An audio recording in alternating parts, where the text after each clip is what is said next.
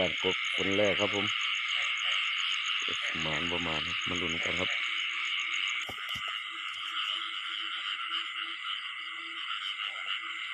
เสียดเข้าคู่ครับ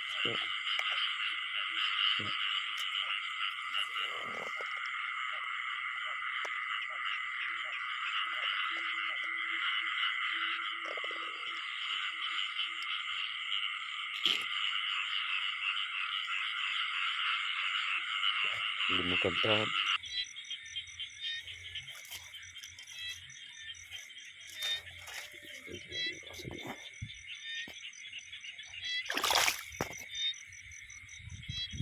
ไปแล้วเนาะ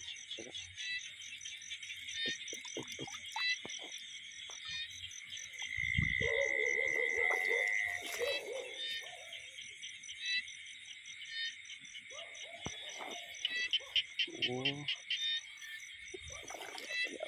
สวยว่ะสวยว่ะครับ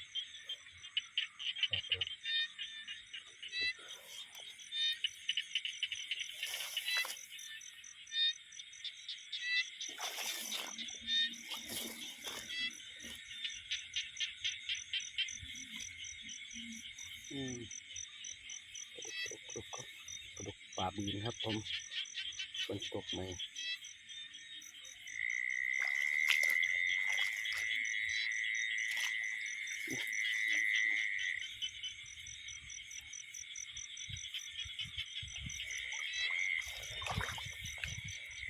คอยครับ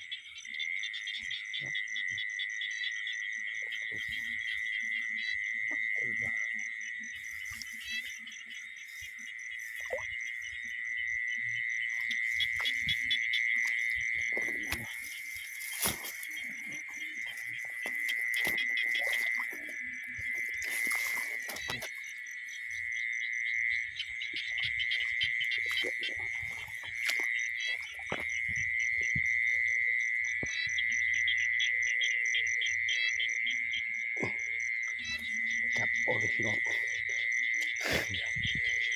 ได้แล้วครับสวีตัดบ่ได้ครับไปลุ้นกันนะครับ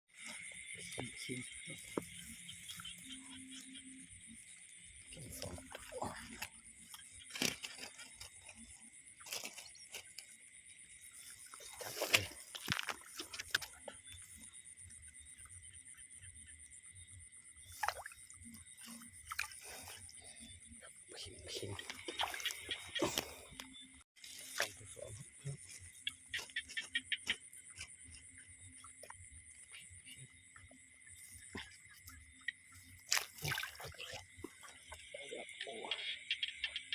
ไปละไปลุ้นกันต่อครับสรุปผลงานครับจับปลากลางหน้ามาขึ้นนี่ครับผมจะไปเคียงปลาบืน